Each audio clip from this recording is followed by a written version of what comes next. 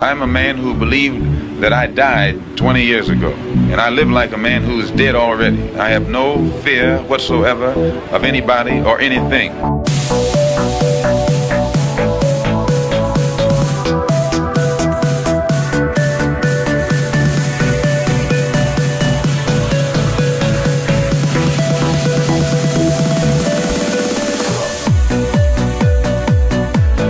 Gary Webb. I am an investigative journalist, and in 1996 I wrote a series of stories entitled Dark Alliance, which was about CIA involvement in drug trafficking.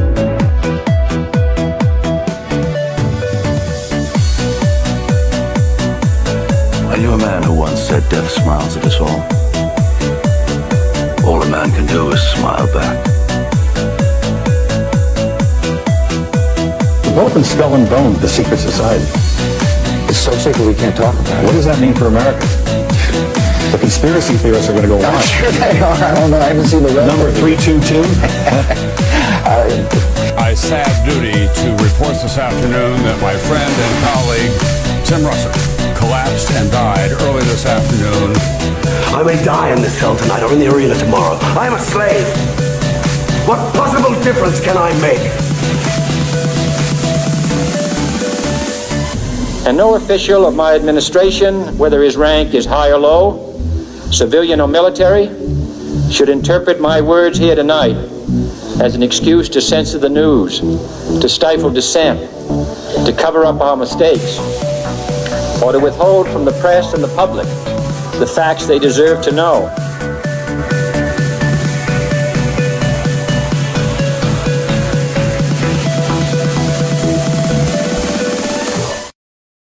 Welcome to another Already Dead. Project 2025 is upon us. Since the last time we talked. Hey, Jose we haven't talked groupies. about that. Yeah. Well, I mean, the last time we talked, there was the election. Right. And we left at I think Trump's going to win. And we thought it might be close. It looks like it was basically a blowout. So I don't know if he ended up topping out at over 300 electoral votes or not, or if they even counted it all. I think they were predicting him to kind of be at around 300 or more. And yeah, he won the popular vote by a sizable margin. Someone's saying my mic's a little low. Let me crank that up. Is that better, everybody? There we go. Let me know. Is that better? All right. But yeah, he won by a sizable margin, which is pretty fucking wild. So, and as I said today, now we're in that weird in-between spot where we are in the realm of it's so over to we're so back to it's so over to we're so back, and over and over and over and over again, because now we're in the time of picking appointments. So that's where we're at right now. But yeah, guys, welcome to Already Dead. This is me and Austin's weekly parapolitical call-in variety show. Yeah, that's the state of the world today. Wild shit. That's I don't know. I think the mainstream media is basically officially dead. Yeah. Absolutely. Yeah. I would agree with that, my friend. I think it's kind of funny because I've been doing this. Well, I've been basically prepping for this part 2 for Mockingbird with William, because ended up we had to reschedule for this Friday. Yeah. But which, by the way, real quick, I want to throw it out to my audience. This has been like the second or third time we've had to reschedule, and I'm sorry for my patrons. I've had so much going on in my life right now. This weekend, my mother-in-law died, so yeah, so we're dealing with that. So my wife and kids, my wife's mom, and then my kid's grandma. Luckily, they got to say goodbye to her and all, but it's just like, fuck, a lot going on. And it was literally like that Friday when we were supposed to record is when we got the call that her liver was failing. And it was the following morning we got the call that, like, hey, you need to get up here. So luckily, she's only like 30 minutes away. Yeah, so my kids and my wife got to say goodbye. And she passed shortly after they said their byes. So I don't know, sorry, bummer, brother. but it is what Sorry it to is. hear that, Jose. Jose. Oh, it's all good. It's not my mom. But yeah, no, it is a bummer for the family. But right. yeah, so wild shit. So Yeah, no doubt, my friend. Yeah, we've basically just seen kind of a emotional fallout, to the election, and I would say just the heightened tension, right, in no way has been eased. I mean, like, just witnessing like individuals that I went to school with and I grew up with, and to see them kind of like embracing this new age stereotype, whether whichever side of the aisle they may happen to land on politically, right? As far as that spectrum is concerned, I mean, it's just a little bit more like it's honestly embarrassing, man. Like I've really felt like ashamed of many individuals, even though it's like I know I'm clearly judging them, but it's just like, my God, how can you be reacting in this fashion? No matter if you're celebrating or if you feel as if right, the world has ended. And I've seen too much of that, obviously, but I still just it seems to just fall into that vein of, you don't understand power. You do not understand the way that power is structured, the hierarchy, right? The covert hierarchy, that the clandestine, you know, um, right? The grand delusion, largely, I would say, orchestrated behind the curtain, that people just tend to be entirely just captivated by the People theater, like to right? forget so quickly how how much RFK defers to Israel to a Ah, ridiculous oh my degree, God. to a Like, like the something I can't. Pavlovian response type degree, like to where it's like beaten into, like the videos will drop immediately. You say one bad word, like that level of like it's been programmed into his head. Like he went to fucking some camp after Epstein, and they just Clockwork Orange over and over again show the results of what would happen if he opened his mouth. Mhm. That is the degree to which he will not utter the slightest criticism of Absolutely Israel. not. And yeah, I don't know. There's not, and a lot of the other people are very much similar. So it is I don't know. It is It fun. has to I be do get, sexual blackmail, man. it's so hard to not roll my eyes every time people bring up, like, they point to RFK and then Elon as like being like, look at these guys, and they're going to Oh, be man. fucking, they're going to be cleaning up, making government more efficient. And you're like, one, I Oh, don't know. yeah. I don't know if I really want the government more efficient. I guess it depends for what. It's also Yeah, like, I don't exactly. know that these motherfuckers are going to be your saviors. I don't know. I mean, Elon, I think it might be out there, and I think like RFK might want to do good, but like he's clearly controlled. It doesn't matter if he wants to do good when he's clearly like that much of a puppet. Compromised. He's Yeah. like compromised to a degree to where it's like, oh shit, you will literally do anything. Oh, Like yeah. probably anything that if they're like, we need you to go out and say this on a teleprompter, you go, okay, like whatever the thing is, you do it. So yeah, Absolutely. I mean, Elon, I think it's a little bit more up in the air. Although if you look at some of his connections with Peter Thiel and some of Dude, that shit, you're I like, don't think I it's know, up dude, in the air at you're all. pretty spooked, dude. That's it. I think Yeah. his entire identity stems from intelligence connections. Like, there's Mhm. no way around it. And I mean, did you see, I think there was a pretty legit thread. I haven't gotten the chance to really go through it because I've been so busy. Um, by the way, everyone, Pilgrim Society episode will be out by tomorrow morning at the latest. Yeah. I promise. But And anyway, tomorrow morning, probably about 10 a.m., I'll be doing another morning stream for you guys. So pop up. nice. I think I'll be going through on last episode. I mean, obviously we'll go through like the news of the day, but I do want to take a little bit of a deep dive. Last week, I went into the X dossier for the Dutroux case. Oh, God, I brother. think this time I want to go through the list of all the suspicious people died. It's something retarded, like over It was 20. Regina Loof. What wasn't that X1? I believe so. Yeah.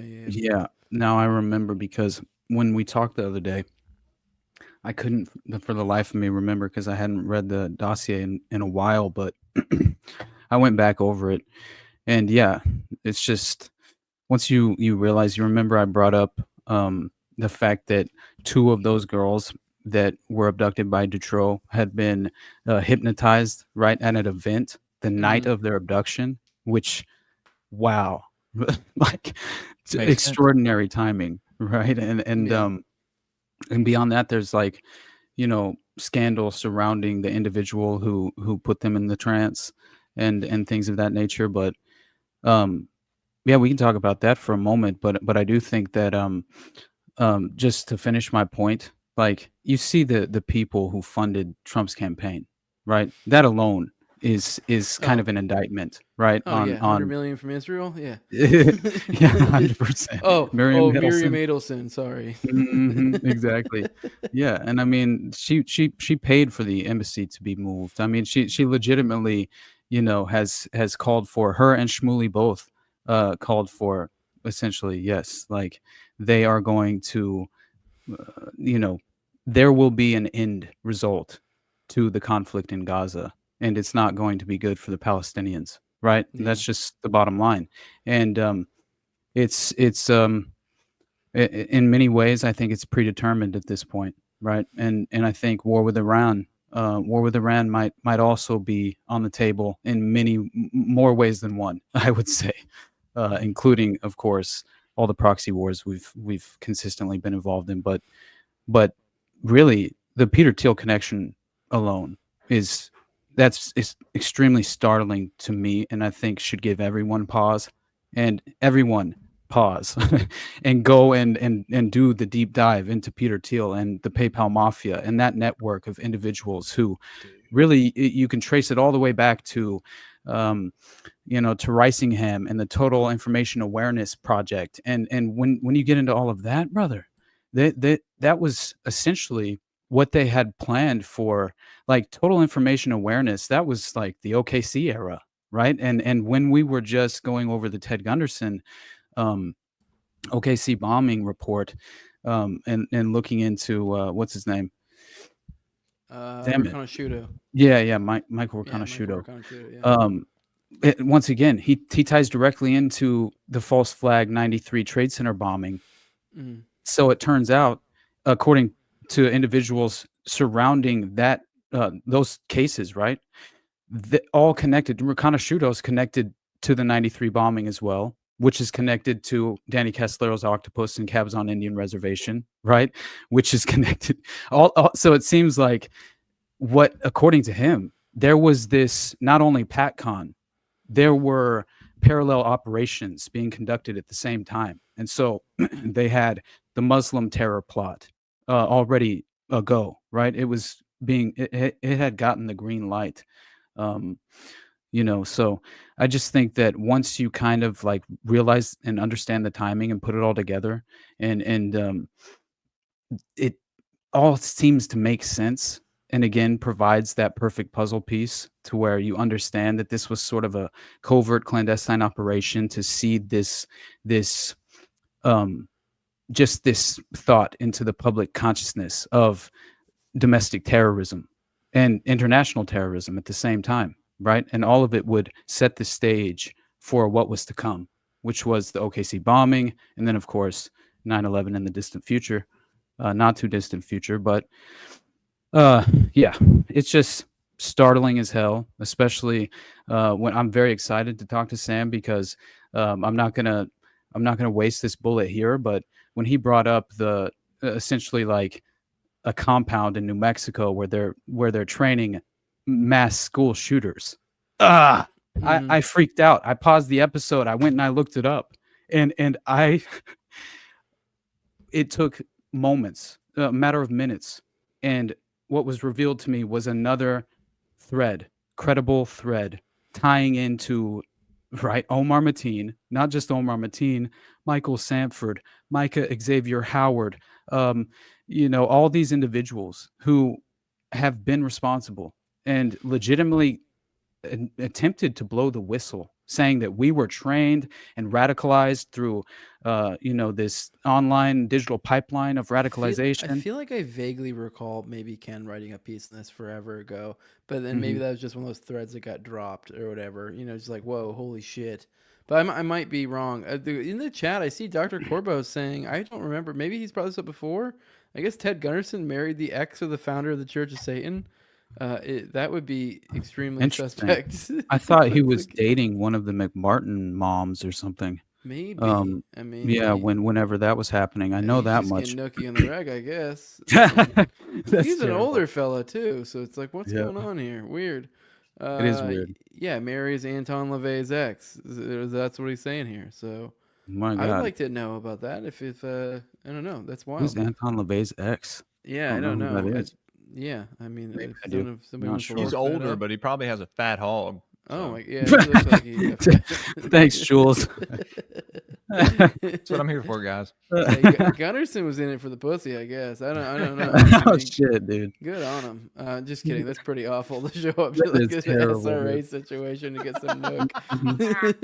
No doubt. Oh my gosh. Oh jeez. I think No, it but was Diane is what he said. All right. Anyway, sorry. okay. I was just. It's been a minute. If I'll that's look it true, up, bro. I've been on the fence for Gunnarsson for a long time. That might really be like, all right, come on, dude. Be tough to come back from that one. Yeah. If Maybe he just really loves his work. All right. Yeah. Yeah. That's terrible, man. No, I just it's getting really hard for me to, the veil has fallen to the side for me. So I'm not very much focused on what unfortunately it seems like is drawing the attention of the vast majority, and that doesn't make me uniquely special in any way. I just think that once you can, see clearly, you're not as imprisoned by the ideology, which you remember when you called me the other day. I was losing it for like 20 minutes on you, basically about how ideological subversion was being manipulated as a tool, and essentially all these various ideologies were created for this purpose, right? And so Nazism, Bolshevism, Zionism are all just like tools. dialectical play off of each other. Yeah. It's one of the most extraordinary things that I've ever like really dove into, because I found it's a duality thing. Like if you look at like the Bolshevism, Nazism, like is a great example. I mean, we had that going, or just fascism, communism against. Whereas like really they're just kind of like, if you understand like libertarian economics or Austrian economics or whatever, you have a good idea of that's like really it's just a matter of like to what degree you're privatizing something. Like there's not really like a meaningful difference in my opinion between like fascism or communism. But so that is interesting that we spent like a whole century of like that being the great big fight of the world, was these two ideologies combating each other, and then us sort of in there somewhere as like this other third option. But it was really came down to communism versus fascism. And they were really kind of the same thing. So, yes, I don't know. Just there is something to that. I mean, and we've talked about too. Like you look at all the different, like even just look at the Abrahamic religions and how they play off of each other. And there's like definitely like a dialectical, like they play off of each other. So there's something to that. Absolutely. Yeah.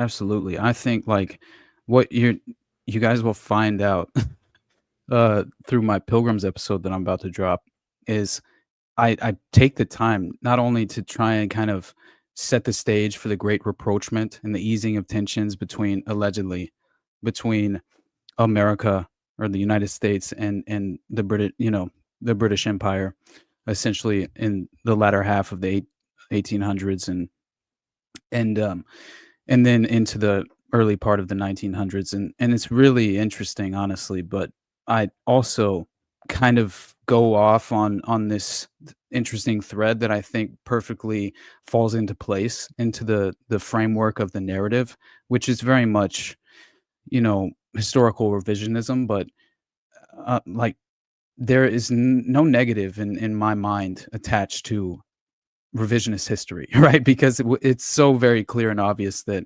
the official recorded version of history is just such a fable, agreed upon, as they say, right? And honestly, when anyone says revisionist, historian, in like in a negative way, or even just even really generally even bringing it up at all, you're like, it's just like you're immediately like, oh, you're just a rube. You're just an NPC, just rolling through the world. Go, da-da, this information presented to me. This is the truth. I'm going on with my life. No desire to look any further. No critical thinking skills of the idea that like maybe what's presented to me is not truth. Like, nope, just words on paper. Someone of authority said it, therefore correct. Yeah. Yep. There's no like, it's very much in the vein of conspiracy theorist, right? It's just used as a tool to discredit and and largely just dismiss any sort of alternative line of questioning, and that is typical when it comes to the establishment perspective, and man, like that tweet that I made the other day. Maybe I was just expecting people to read more of it. Because, like, I posted probably never too expect that on much. Twitter. You need pictures to draw people in, keep it 100%. short, like, and there's tricks to it. Absolutely, brother.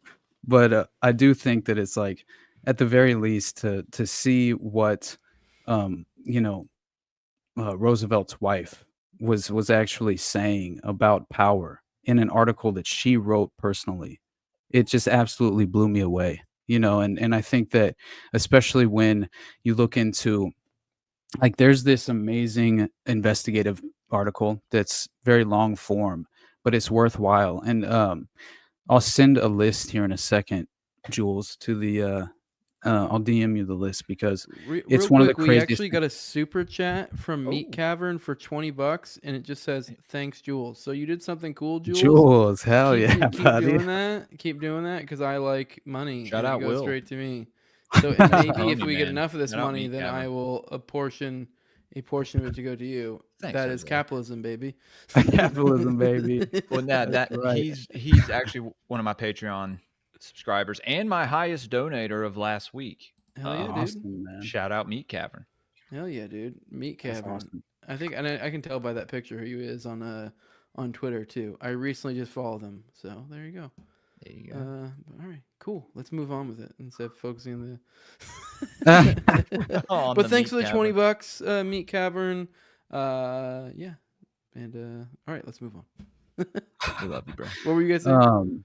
Yeah. So I just was basically I was just making the point of essentially what the first lady had said, who was married to Theodore Roosevelt. Yeah, And on Power. Yep.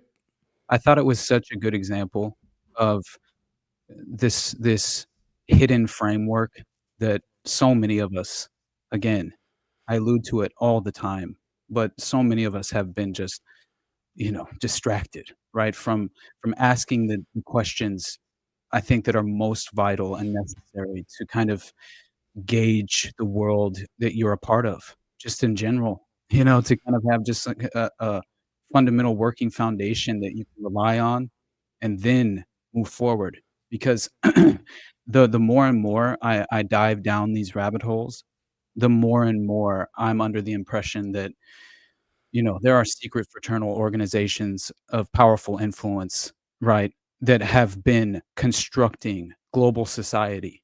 And in many ways, whether it's I'm not saying they have full spectrum dominance to the point to where they control every aspect of life, but I am saying that they essentially have infiltrated every single, at least at the highest echelons of every single industry that you can point to. Mhm. They've insulated themselves from much accountability whatsoever. And I think that that's something that people need to understand, right? And Yeah. so, again, this is something that I'm very much looking forward. Was this? Was this? I feel like maybe this was you who talked about this recently on on Ramsey's show, but it was the idea of equating this to like maybe it was you, maybe I heard this somewhere else. Equating this to like an Among Us game. Like, you ever played that game where it's like, you have like one person who's like the secret person, Then the and so imposters. essentially Yeah. it's essentially the idea of like having predators versus prey, but Exactly. like the idea of the prey not realizing who the predators are because they're just among them, and like how that information gets disseminated. And essentially the whole moral of the story here is that like this kind of provides a perfect metaphor for like how secret societies would work. The idea Absolutely. being like, these are, you can use satanic symbolism in the media or this or that. They have calling cards, ways to tell each other they exist or communicate messages. If you've read this book, the chicken hawks that rule above us, and how they would like leave coded messages to each other in like newspapers and just shit like that, like ways they have to let each other know existence, communicate, but we don't know about them, and they're among us. Like, I guess, Right. there's a play on words there. And it's so That's a great way to put it, but I yeah, and remember so what you're like now saying now. you create these secret societies, and it's like it gives them such an advantage because Oh, yeah. and the idea, the advantage is knowledge, and that knowledge is Oh my just gosh, dude. simply Stop it. them, like their existence. I mean, you can tier other stuff on top of this, like other knowledge, but just simply the knowledge of who they are Yeah. is enough. Just the fact of like that they're not one of the herd. They're the predators that are like in sheep's clothing. Like that they're able to Exactly. see that little bit of knowledge. The fact that they have their little fucking turn on their X-ray, their little obey fucking glasses where they can see the real thing. That is their superpowers. They can wear it and they can go, oh, that's another one of us. That's one of Yes. my guys. And so that gives them power. Just that Absolutely simple it bit does, of man. knowledge alone. Yeah. Yeah, and I think that, like, it was William brought it up. Mm. It was the game Werewolf, this ancient game Oh, that I had thought he been was talking about played. Among Us, but it's the same thing as Among Yeah, Us. it's the same thing. It's Yeah. essentially the same thing. And yeah, no one could spot the werewolf. Yeah. It's very interesting, but they hide among us and they wear these masks of ideology or, um let's say religion and people just fall into the trance, right? And all you have to do is utilize the talking points necessary to kind of drive home like trigger that foundation of ideological programming. And again, they're triggered into the trance, right? And it's kind of an amazing system. It's brilliant, absolutely brilliant. If it's just one of the most evil things I've ever witnessed, and it's funny because like I've heard it put into terms where, you know, it's almost like a way to circumvent karma, the way that they approach this perspective on essentially if we can't see it for ourselves and recognize the unfortunate reality we face, then essentially it's on us, right? And so they kind of can subvert and circumvent the karmic consequences of these policies. Who knows? I've heard many ways that putting it out there, and making it publicly available, as difficult as it is to find, is a way to insulate themselves from some sort of karmic consequence. Who knows? This is all just theoretical, of course, speculation. But just psychologically and philosophically, what an interesting perspective and thought to just consider, but especially when we're talking about like Dr. Corbo brought up of Grover Cleveland. That's crazy to me because this is the world that I'm living in right now. I don't know what it is, but these tangible threads are surfacing. And it's whether it's a conversation that we're having on Already Dead, or it's just like through the course of prepping for an interview or whatever the case is, these common threads resurface. And I learned something that I never knew possible. I didn't know that this individual actually connected into this former case that I was unaware of. And so Grover Cleveland, well, he happens to be a member of the Pilgrims Society. And yeah. And so when you get into the reality of kind of how they utilized ideology and the framework of it all, because I think what's interesting is like Jacob Schiff is this international banker, very much a prominent key individual as far as like in with the Rothschilds, or I think it might have been the Rockefellers, but either way, it's Felix Warburg and Kuhn Loeb and Company, and it's one of those old banks that profited off of the opium trade, right, and all of the right, and so it's just again it's falling into that pattern. But Otto Kahn was a partner of Jacob Schiff. Like I said, notable Pilgrims member, very much potentially. It's just too much to go down that rabbit hole right now. But the point being is that Otto Kahn, this partner of Jacob Schiff, And again, the Kuhnloeb and Company is a bank that was tied to financing Hitler in 1933. And do you know this banker who worked for Kuhnloeb? And it's amazing. I'll get into that as well, just briefly, but mainly it's interesting because Otto Kahn, this partner, he says, you say that Marxism is the very antithesis of capitalism, which is equally sacred to us. It is precisely for this reason that they are direct opposites to one another, that they put into our hands the two poles of this planet and allow us to be its axis. These two contraries, like Bolshevism and ourselves, find their identity in the international.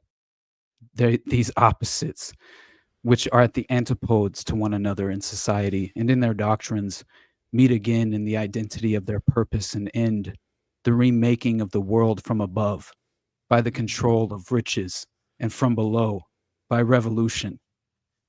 Our mission consists in promulgating the new law and in creating a God. That is to say, in purifying the idea of God and realizing it when the time shall come. We shall purify the idea by identifying it with the nation of Israel, which has become its own Messiah. The advent of it will be facilitated by the final triumph of Israel, which has become its own Messiah.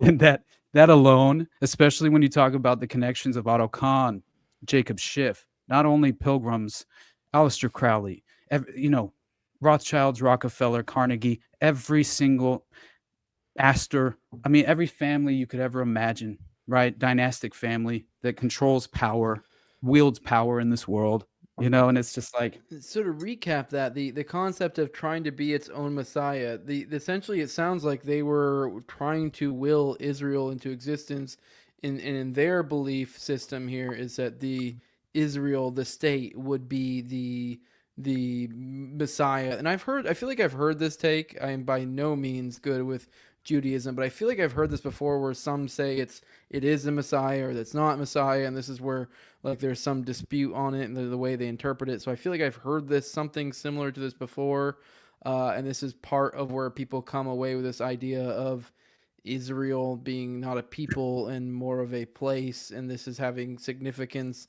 So you can get into the semantics of what matters with that, but yeah, I know. I found that interesting that it's like they're trying to essentially manifest a prophecy, is what it sounds like.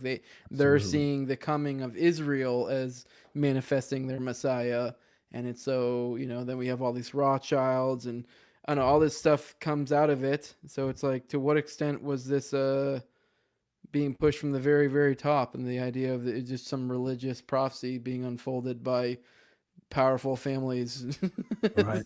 So. Manufactured prophecy, right? Yep. Like it's really brilliant. Again, like one of the most brilliant ideas if you're considering full spectrum dominance, like we've talked about before. And I'm gonna send, like I said, Jules that list in a second, because I think it's crazy. Once you dig into it just for a moment, it'll really just blow you away. Once again, you have just something to consider when it comes to like John Foster Dulles. I had mentioned earlier that essentially the Dulles brothers were linked and tied in directly to funding Hitler. And so I just I had to really pause when I found Dulles, this. I think tried to orchestrate or he did orchestrate the escape of some like big Nazi general, and did some other weird shit. Like he was all clicked up with the Nazis. It's weird. Like Yes, he yeah, was.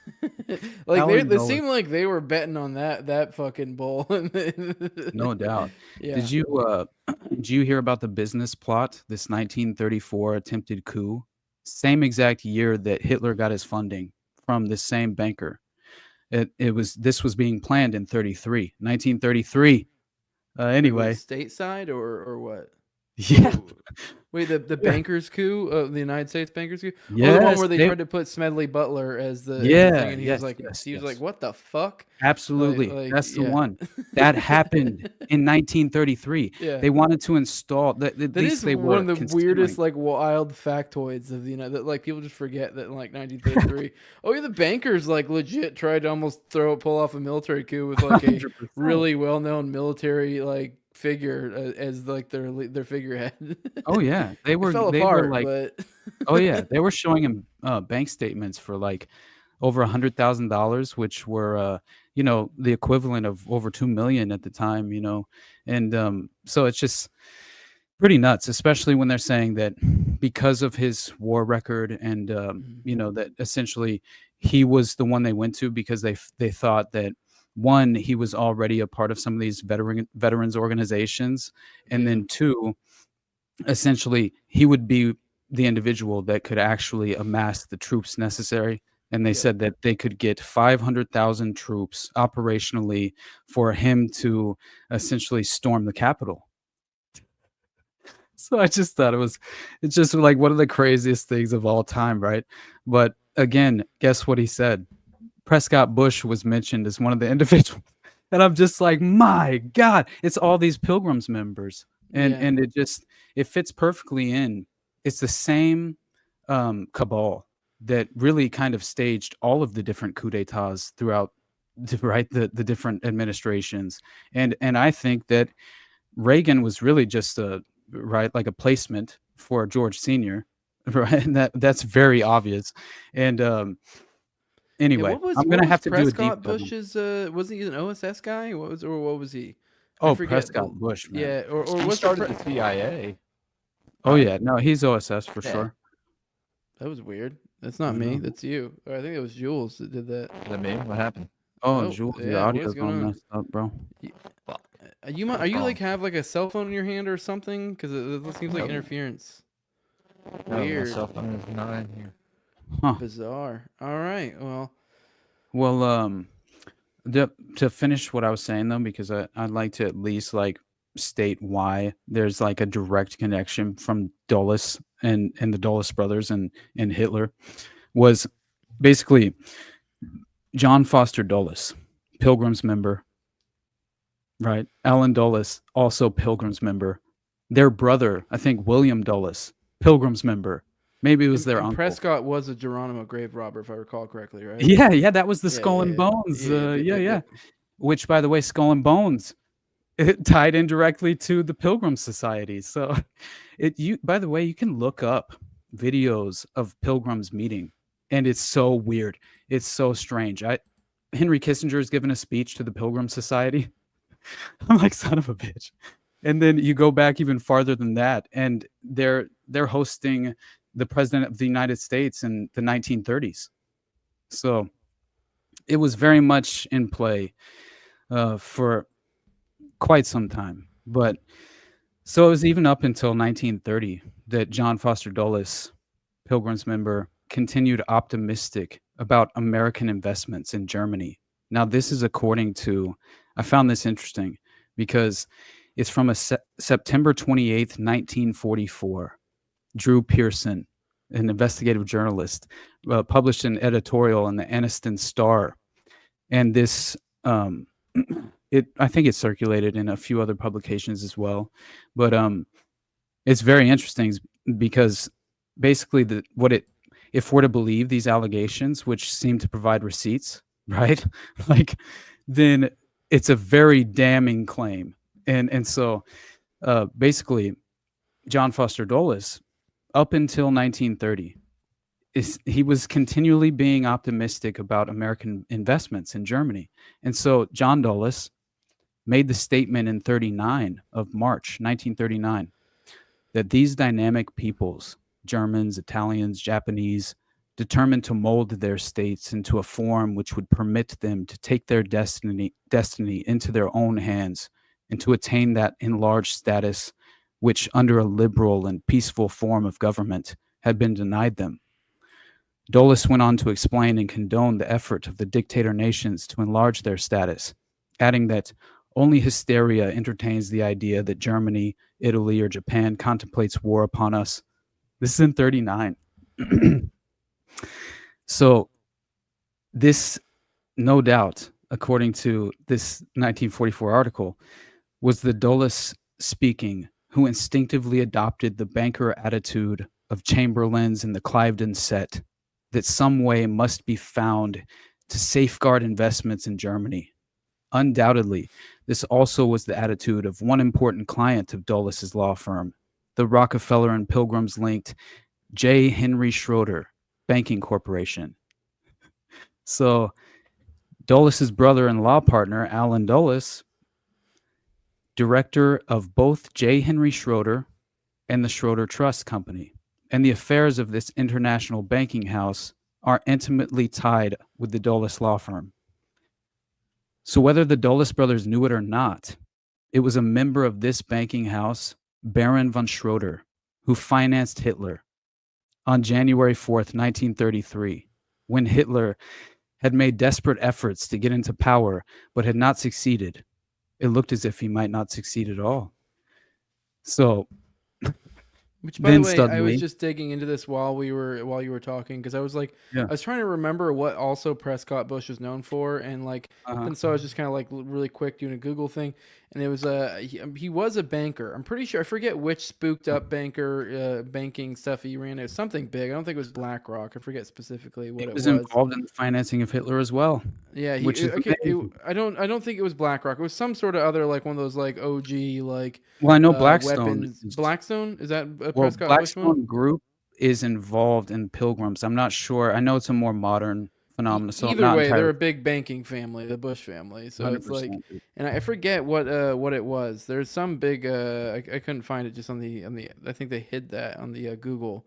But I forget what he fucking owns. He owns something big, some like defense contractor or some shit. But he's like, they're a banking family. They're old money. So like it is wild. It goes all the way down to his dad, who Prescott Bush was. Prescott was George and Jeb and all them's parents, right? So then you have Prescott, and their dad above them was also like a fucking. Prescott was the grandfather. Oh, it was the grandfather, George, and then George there's another generation before that, which is Samuel P. Bush, which is like a steel executive. So that's where it looks like the money really kind of. And from there, then it just goes into crazy generational money. So that was back in 18. Okay, he was in like lives until the 1950s. Their dad, Samuel Bush, or not dad, their great grandpa, which is where the fucking steel. The point being is these guys are fucking, they got lots of fucking money. So absolutely. Yep. I'm sending this right now because I said I would do it way earlier. Yeah. What's that? I guess while you do that, while you set that up, I guess this would be a good time to remind you guys that today's episode was brought to you by Nadeau Shave Co.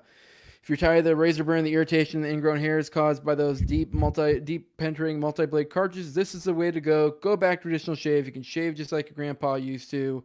Whether you're shaving your entire face or just edging up your beard, the single blades give you barber grade shave for a fraction of the price. The standard issue includes one traditional safety razor and a box of 100 stainless steel razor blades. That puts you about $75, and so that's shaving for an entire year. But let's be real, run the math on that. That's probably gonna last you a lot longer. I know it's gonna last me years with the pack that I got. But if you're one of those people who shave on the regular, you might want to consider the Quarter Shave Club. They'll put you about 25 cents per replacement blade. This is a COVID mandate refusing company. This company was born out of refusing the mandate. Old Nadeau got told to get the pokey poke or get the fuck out of the military, and he got the fuck out of the military and created this company as a way to keep it moving. So support those that support us and support liberty, and use code Jose for 10% off your entire order at NadeauShaveCo.com. All right, let's get back to it. Let's go into the call-in portion as well of the show. Let me bring this up, and then after we go into what you went into, I think we'll probably bring Jules back on, see how his mic's doing, cool. And then I'd like to talk, kind of recap a little bit on maybe some of the Dutroux stuff, because I think it has a lot of tie-in to a lot of the fucked up shit we're talking about today. Oh yeah, it makes buddy. it a little bit more real. It's like, oh, we're talking about these big banking families and this and that, and you're like, Okay, but what are these people kind of doing? what No are these doubt. guys doing for fun? What are they all clicked up for? Why don't they just do all this stuff out in the open? Right. Dude. Makes you wonder. Yeah. It really does, right? Yeah. Yeah. Homie from Rise to Liberty. He just mentioned that I think he meant to say, sorry, didn't mean to burp. But pretty sure he meant to say that the Bush family is related to the Obamas through distant relation. Yep. William explained that to me when I was on the show. It is amazing, right? So it very much interrelated families. And then someone else mentioned Fabianism. Absolutely, that's a massive, I would say, philosophical perspective and impact on kind of just the ideological, I would say, starting point for the controlling elites, right? So it seems to be this interesting, philosophy that very much has to do with deception. And so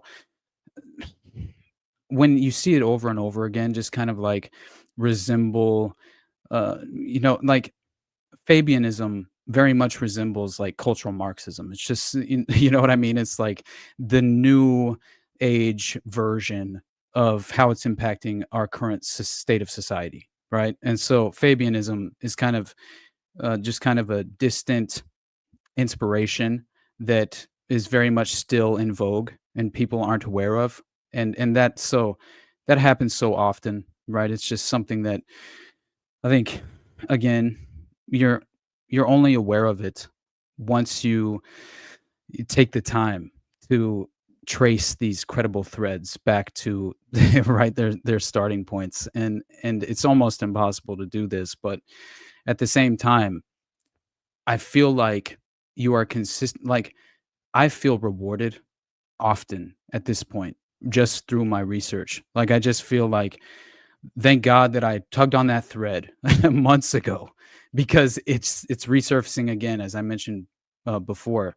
Kind of falls into that same. By the way, I have a call notion. coming in, so let me set that up, and then we'll get them on here with us. Cool. I'll finish. Pull up, Austin. Damn it, Jules, your mic is bad, brother. Yeah, I'm sorry, dude.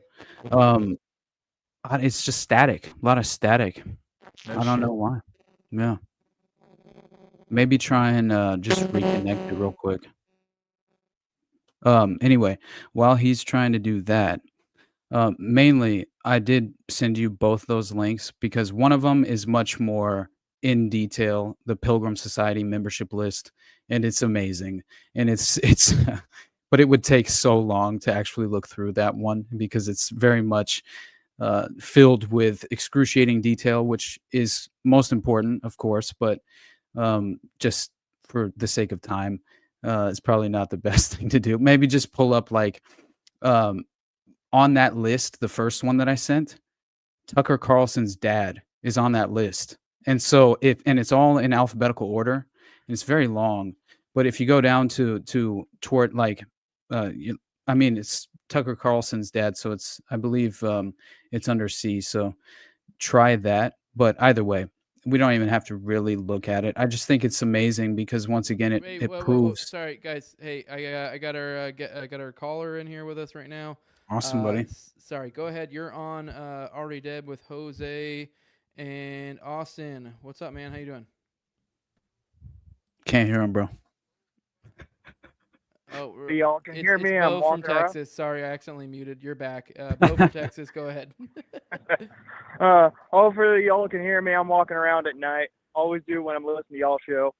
I got something strange. Like, it's not exactly what y'all dealing with, talking about, but like I wanted to get it out there.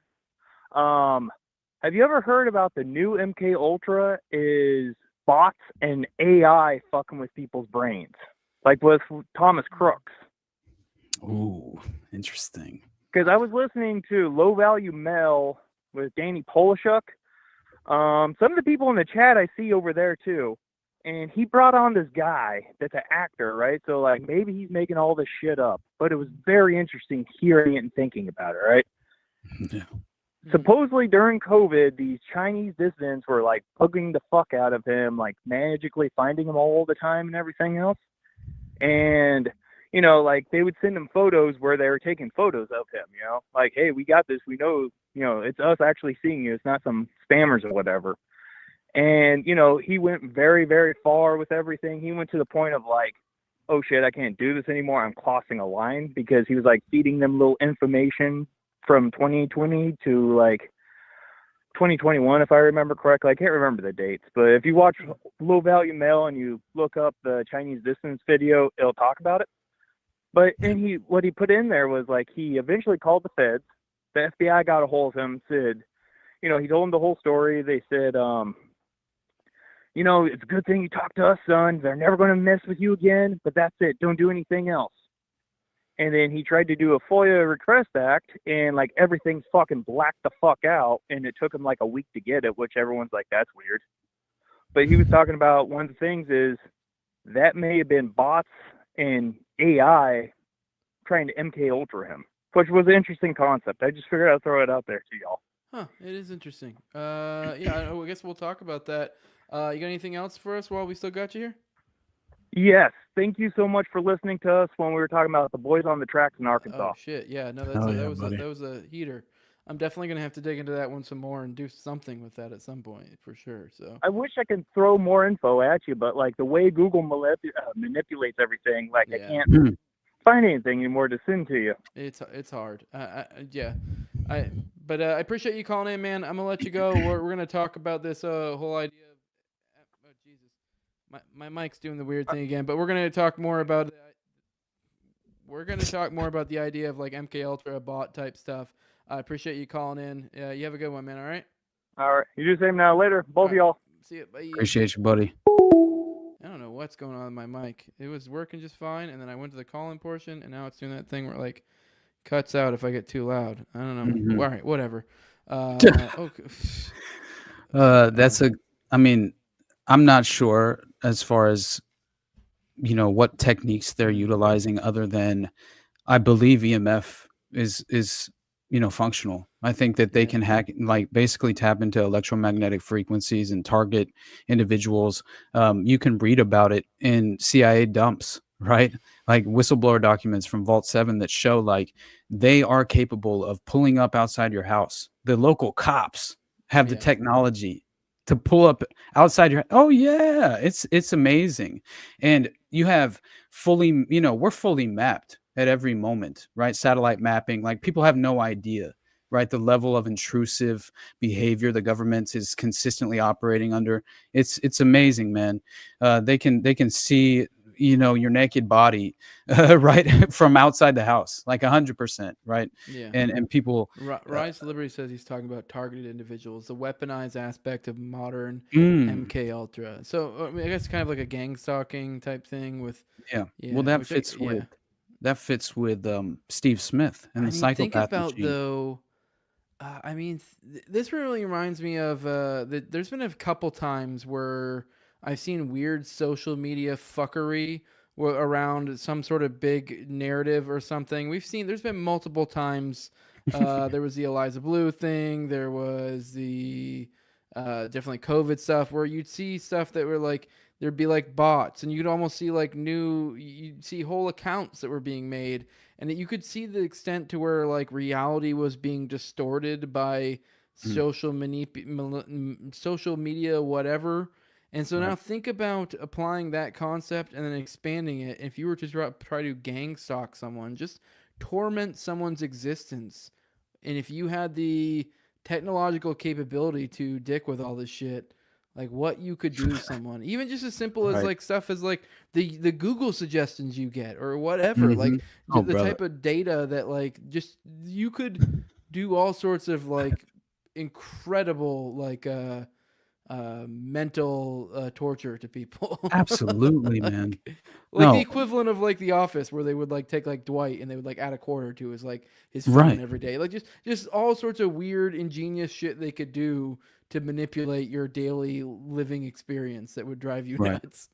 Yeah. And that's just, you know, really just social media being used as a tool for deception in many ways, right? And that's as clear as day in my opinion. But what I think is pretty amazing though is the things like the voice of God technology, right?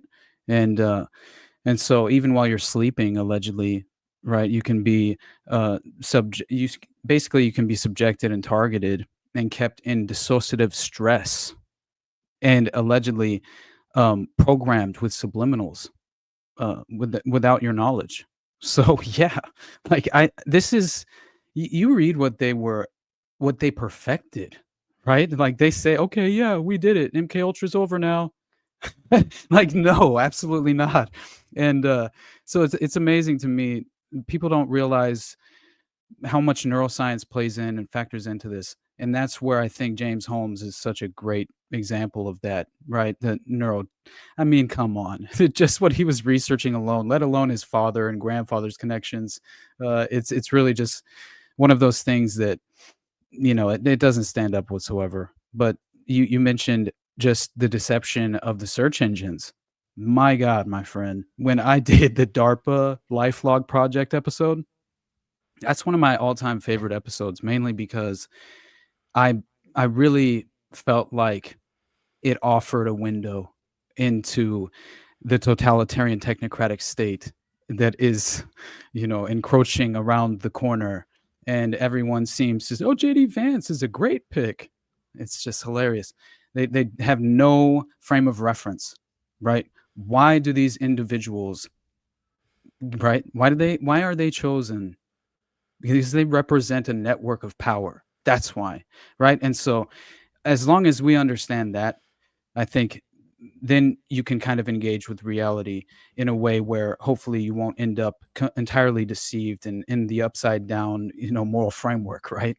And so keep in mind, the same senior CIA official and CIA NSA contractor involved in providing the seed funding for Google we're simultaneously contemplating the role of data mining for counterterrorism purposes and also developing ideas for tools actually advanced by DARPA. What do you know, right? And so LifeLog, Facebook, was just a prison for your own making. It was voluntary. Give them the keys to, right? The key that is entry only into your prison cell, basically, right?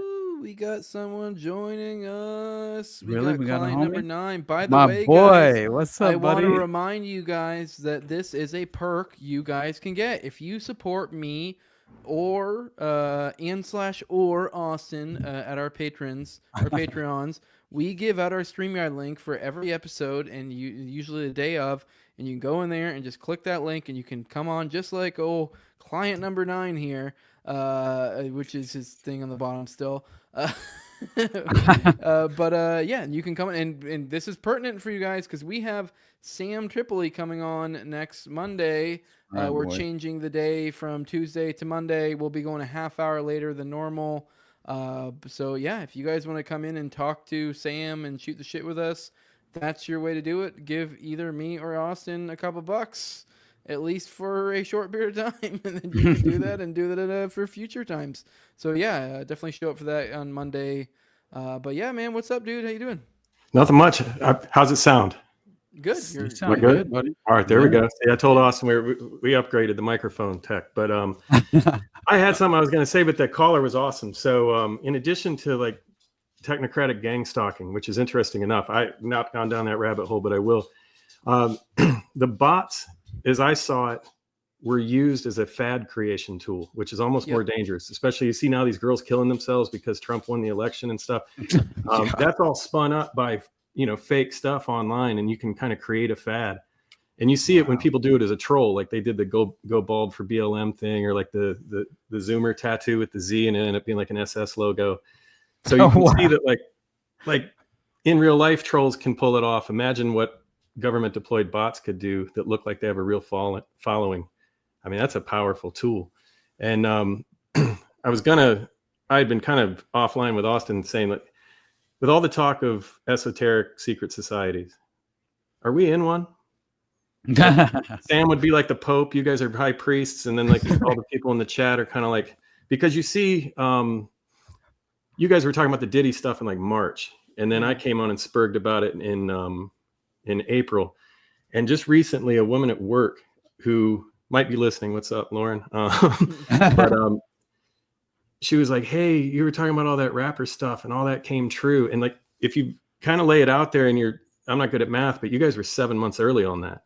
Yeah. And then you see other places where you're like way ahead of the curve, and people start to pick up on it, and they go from thinking you're crazy at the time to later they're like, whoa. You kind of build from there, and you have this network, and I mean, we're like hand gestures and robes away from being what you're talking about, without all the kid banging and stuff. So anyway, here's your thoughts. Yeah, I mean, I guess technically we can't be secret because we're pretty sure keeping secrets. We're pretty open about it. But I guess a public society? I don't know. That doesn't sound as cool. We live in a society. I don't know. Yeah, like the antithesis of the secret society. Yeah. We live in a society. I think that kind of there's something to that. There's something to that for sure. Yeah. Well, they all seem to swear oaths for the secret knowledge, the hidden knowledge, right? So, really, I mean, maybe that's all is necessary because most of these secret societies aren't very secret, right? Yeah. So, it's like all you have to do. They have membership lists, right? And that's something we just have books you gotta read. Yeah, exactly. Exactly, man. That's our secret knowledge. But I do buy the book, bitch. Right. No doubt. But I do think that kind of the concept is valuable as at the very least. Not saying that of some, exclusive fraternal organization, but I think the value of, what I would say just like-minded, the like-minded nature of attempting to, we're networking as it is, right? And I think that the first thing I told you, Jose, when I came on your show the very first time was, and this was just off the cuff, like my honest, authentic reason for mainly why I did this and started this podcast was to find my people, man. I felt so isolated, right? And not just because I'm living in LA and it was COVID, but ideologically, my ideas, I don't subscribe to an ideology, but my God, it's so lonely when you can't have an open-minded conversation with just anyone remotely close to you. And when something like that takes place, you kind of reevaluate and realize, what you find to be, the most pivotal and crucial to focus on and prioritize. And I thank God for clarity, because I lived so much of my life distracted, like just falling for that theater of deception, and the bot farms. The bot farms. Falling for the trend, falling for whatever is spent your whole life arguing with a 5-follower account that probably wasn't even real. Yeah, exactly. and so the value of breaking free and breaking out of that mold, right? The prison, the ideological prison that was built for us, that is, I think, paramount. And I think anyone who's attempting to bring people along the path, right? Which that is what really the ultimate goal of a secret society is, right? Is essentially constructing society in your own image in a way, but also bringing along this exclusive group, this, valuable path that at least seems like it provides something more worthwhile than the alternative, and agorists unite. My God. Right. In the least communist way, right? Like, because I absolutely hate collectivism. I think philosophically it's inherently flawed. I think that anytime you're associating yourself with groups to a certain extent, then you're really just pigeonholed into defending against something. And honestly, man, it's another constructed prison. right? So I don't know. I think that it's what should be of utmost importance. Do not have heroes, right? Like, kill off your heroes. All of mine are already dead, right? And so I will not. I do not feel sorry for people who just consistently, right, fall into that trap of idolizing strangers, you know? Yeah. And that's what I can't stand about. I was so seduced by Hollywood as a child. And to realize how valuable that tool is for them, you know, it turned me against all of it. It's so difficult for Kind of cool me. seeing it breaking though. Like that I love it. apparatus is Yeah. broken. Like even for normal people, like I feel like they just don't have the sway like they used to. No one gives a fuck when they trot out the Avengers to be like, I'm voting for Kamala. Like, cool. That, I mean, that's fun, I guess. Like, no one gives a fuck. And like the mainstream media, like actually people supposedly delivering news, that is just poof, gone. Like, I guess there's positives for the Trump thing. Obviously, we ever jaded.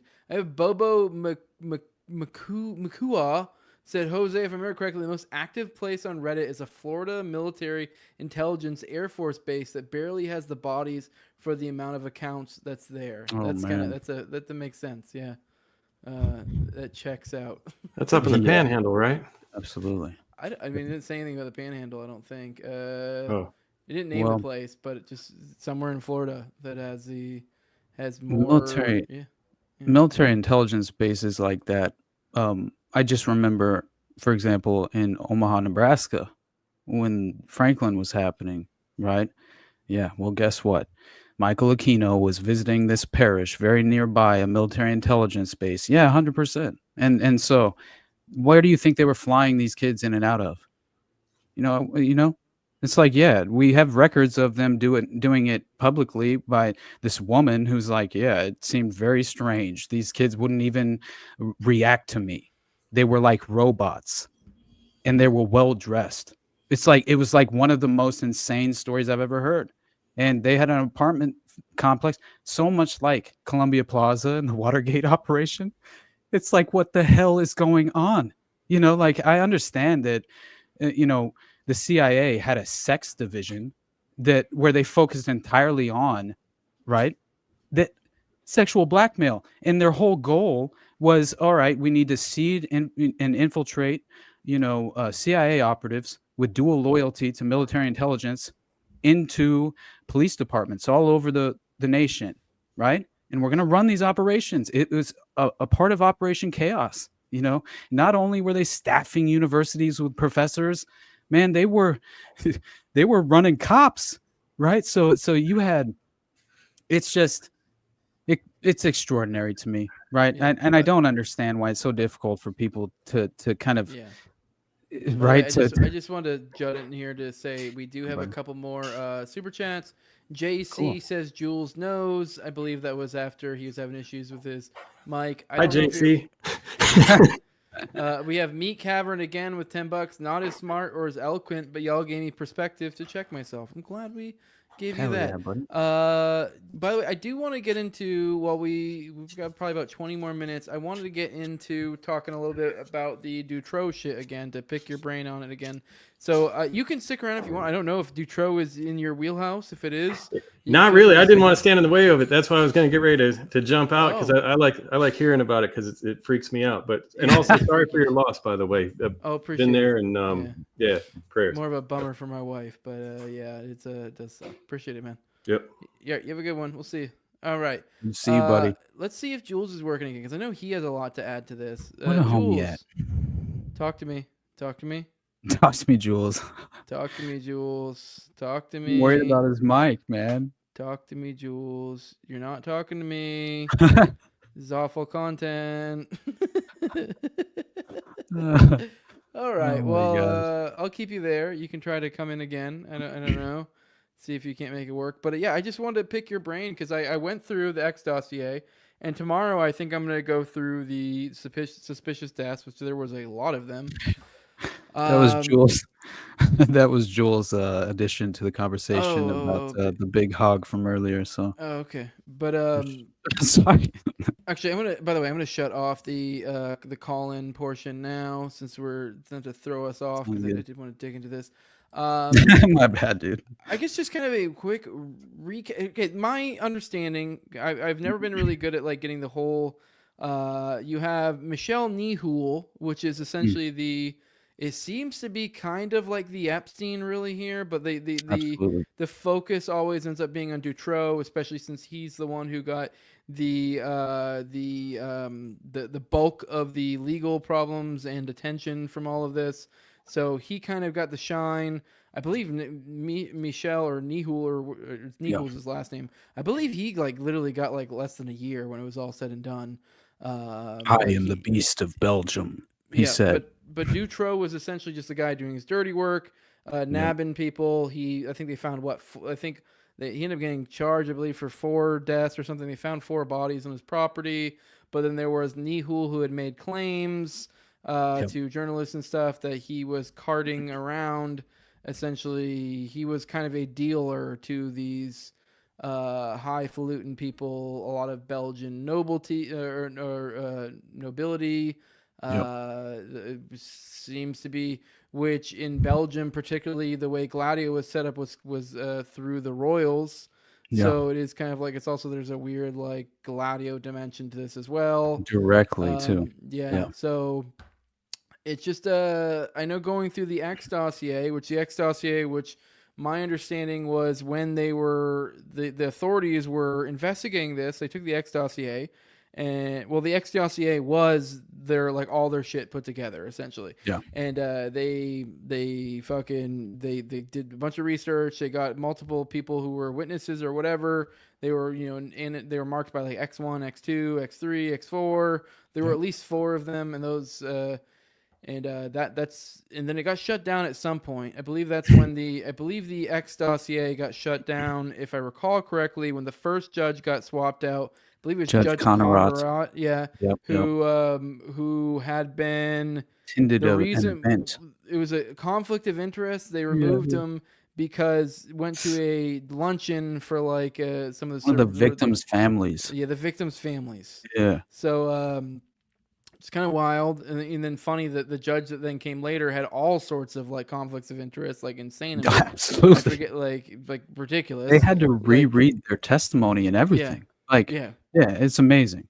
But point being is that the swapping out of Conrad was their way of shading the X dossier in a bad light, saying that these clearly because of Conrad there's a conflict of interest, and they're all just trying to make them the nobles look awful, and this is all just some conspiracy against them. And this was what gets the X dossier shut down. Later, it gets leaked to some journalists. I believe it also gets dumped on WikiLeaks. And this is where the information comes out. Obviously, whenever it got swapped out judges, then it became a whole other boondoggle that eventually, when it was all said and done, Dutroux did get charged for, I believe, 4 deaths. I forget the specific charge. And then Nihul got like nothing, basically. He got like less than a year. So you had one guy that literally only got charged for the bodies that they found, which this guy likely killed scores more. Scores more people, and did way more like awful things, and he only got nabbed for that, and then everyone else got off scot-free. Very much similar to the Epstein situation here, except for this one has a lot darker notes, although I haven't dug deep enough into the Epstein stuff to think maybe there's more. Like I haven't dug into any of the Epstein people's like any victims claims, and maybe there's read anything this bad. I mean, don't get me wrong, those are fucked up too, but they're like very much like in the realm of like weird, but I can like wrap my head around it. Whereas like when you get into like this stuff, you're like, what the fuck? I told you, Jose, the darkest thing I've ever come across. Like honestly, man, like I've never been shaken to my core. To where I was sobbing, man. What the fuck? It's one of the saddest things of all time. I'll send both of you a long form investigative article that goes through all of it.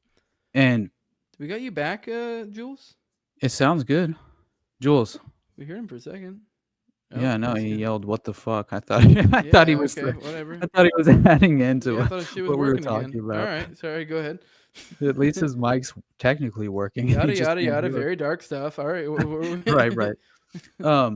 Yes, it's something that will never leave me. Like it's one of the stories that I think is closest to my heart and soul because of the depth of depravity, right? And I think and the connections are so credible and deep to Paul van den Benen's, Benoit de Bonvoisin, right? Like these aristocratic oligarchs that ruling families in Belgium that were running Gladio, right?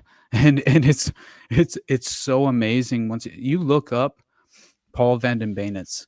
Look up that dude. I wish Jules was here because we need to put his face on the I was screen looking because forward to this digging into guy, this with Jules because Jules gets really into the esoteric side of things, and there's that as right? well with the Yeah, Abraxas. I believe Braxis, there was Abrasax is what it was technically yeah, called and then wasn't there because there are different some versions. other group involved? Was this some Others of Darkness, or am I thinking of something else too?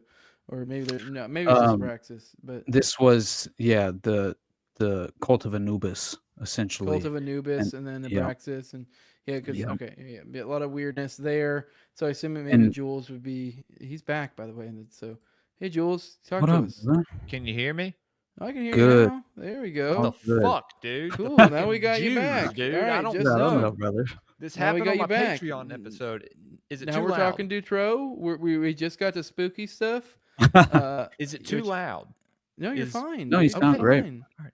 Wait, You're it's not fine. great. Calm down. Thanks, You're Austin. fine. I think you Fine. sound beautiful, Jules. Yeah. There we go. Do you have any thoughts on the Abraxas Institute in regard to the Dutroux affair? Well, since you ask. Get the fuck out of here. Well, the guy, I'm pretty sure, what was his name? Francis de Smet or whatever. He was married to the Grand Priestess, the Wicca Grand Priestess, Supreme of the Belgian Church of Satan. Mm-hmm. So I think there's something there in the fact that you see this castle referenced a lot in a lot of which we left that is conspiratorial. not something we focus on too much. I know you have an episode where you went into it, and that Yeah, is yeah. a big thing. Is that the castle was it, which adds another spooky layer to all of this. I guess it's the equivalent of kind of like Epstein's Island, but they had a castle where all this weird dark shit was going on. So, Yeah, the Chateau de Emeraude. yeah, Yes, sir. Yeah, and it was built. Who lived in it? King Leopold II owned it, and then Princess Marie of Hohenzollern. And if you know that prefix of that last name Hohen, it's a royal bloodline. I think it's that one family, the Hohenlohe family, and I think it's Dutch, but it. Jesus, my kids are yelling. They're always yelling. And then it went to the Saxe-Coburg family as well. That's what I have here in my notes, dude. Oh, okay. Wow. Sorry, I pulled these out just a minute because I heard y'all talk about them, and so that's cool. And apparently the Solvay family owns it now. I think it's the Solvay family. Yeah, I don't know, man. I think high-end rituals happen in this place. Mm-hmm. I think Belgian royalty has been tied into almost every single mystery school and secret society. So I think it's safe to say that came from, like, we're talking about the same. I believe it was the Illuminati that was from Belgium, right? Spartacus Weishaupt that created that. Isaac was the just first- his. But that was Belgium, right? Or am I mixing up my countries? I'm not sure which country technically was the I Illuminati. thought it was founded in. or was it Bavarian Illuminati? Bavarian Illuminati. And But it was in Denmark. Or what is Bavarian? What is Bavaria? I don't remember now. Bavaria. People just say that. I just I'll look assume, it up. Like, I don't know. You're gonna look. But go ahead. Well, no, I was just gonna say, back when this happened, and when Marc Dutroux came out about it to the police and everything. Like, he was referencing this castle. South Germany. South Wait, what? Germany. Okay. South Oh, of Germany. He says Free saying that's state what of Bavaria, is. yeah. Yeah. I feel like it's probably in the same rough area as Belgium. I Well, don't it's know. the same group of Well, they're running families. Gladio out of there, you know. It's Yeah. They all makes came sense. out of Germany, right? Like Mhm. most of these families came out of Germany. They all came from Vlad the Impaler. Oh yeah. And Germany was so, just honestly a useful tool, right, in many ways. And that's why like the Bolshevik Revolution itself was right entirely staged. You know what I mean? So it was all just to secure the assets. But go ahead, Jules. well, no, I was just gonna say, when you have this many generations of elites living in there, doing God knows what with God knows who. The pink ballets, my friend. Well, man, I don't Yeah, know they if you. recorded everything too in that castle. Wait, what? Everything. And everybody knew about it. Yeah. They had VIP events at this castle that you're talking about, the Belgian castle where they would have the pink ballets. And yeah, even the victims knew that they were being recorded, the ones that survived, you know. And yeah, each room was equipped with audiovisual blackmail. It's the same thing. It's the same playbook over and over. How many times can we see the same thing? But yeah, that's what was happening at that castle. So, and Michael Aquino, man, Michael Aquino was touring those castles. He went to the same castle on a UN mission, peacekeeping mission, to hold a satanic ritual at the castle of the Nazi SS, right? That was perfectly outfitted for their rituals. What do you know? And he was well known for going to Belgium, right? So yeah, Michael Aquino's in it deep up to his eyeballs, right? I'm sure. And there's some with castles, dude. And y'all mentioned earlier, Peter Thiel and Elon Musk.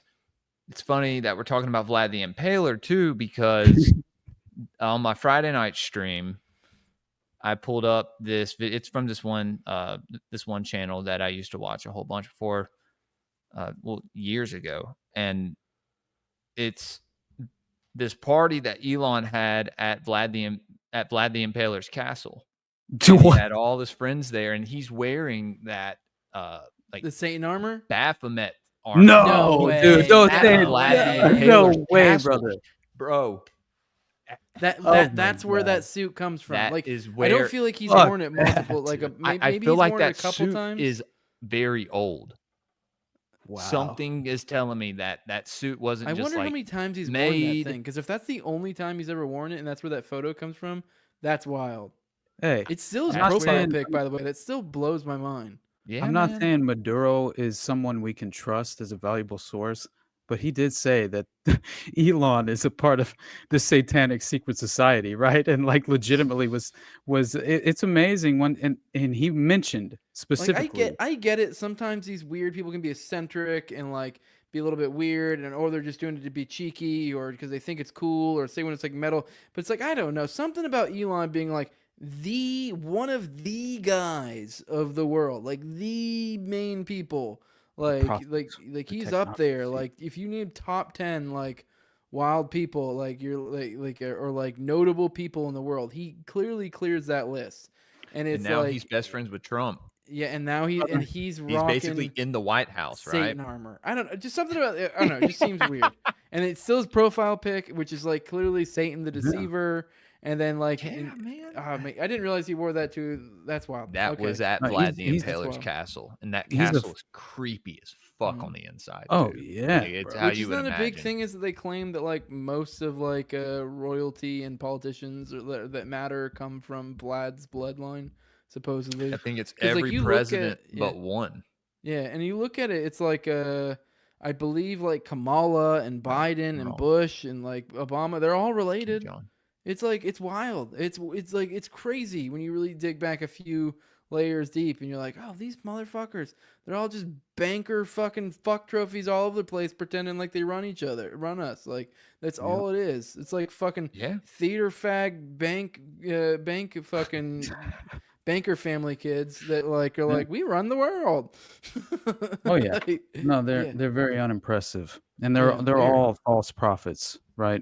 And he's just the face as far as the false prophet of the totalitarian technocratic state. So I don't know. It's pretty cute that anyone values Elon Musk or what he provides the world, because you look into where all of his money is, right? You look By the way, I into will admit the armor is badass looking. It is. Yeah. But it is straight up like It's gay literally as like fuck, it's a dude. pentagram. It's literally I believe That's it's what a I'm pentagram, saying. You're right? gay Or as it's- fuck yeah. if you're putting a pentagram and fire behind. You're a faggot, bro. That's Yeah. like I cannot stand Elon Musk, and I can't stand anyone who falls into the trap of worshiping this false prophet. And that's what everyone Oh, yeah, consistently dude, yeah. does, right?